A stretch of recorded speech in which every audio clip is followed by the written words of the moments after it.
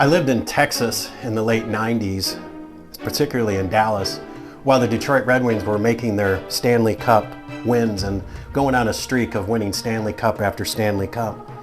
My family and I went to a North Dallas mall.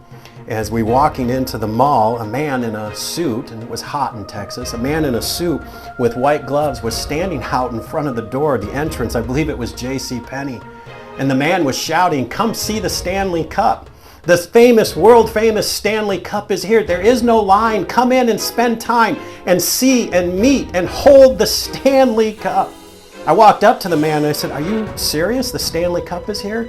He said, "Yes, it's a promotion. We're trying to sort of raise some excitement about the Stanley Cup playoffs that are taking place right now. The Red Wings and the Stars were playing in the conference finals." And he said, "I'm just trying to get people to come in and meet the Stanley Cup and see it and get an opportunity to take a picture with it. But no one is coming." And I said, "I'll go in." So I went in there, and he was sure enough right there in that department store right next to the men's slacks.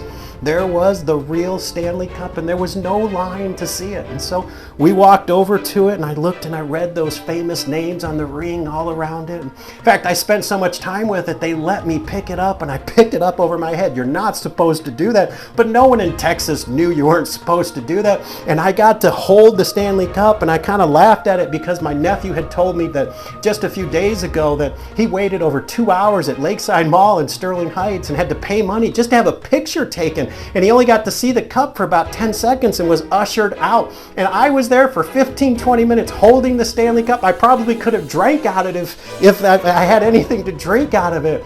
And I thought about that. Isn't that just like Jesus? There's Jesus, and he's amazing, and he's inside, and no one is standing out there. And like that man in the suit with the fancy white gloves, we need to go and tell the world, come see Jesus.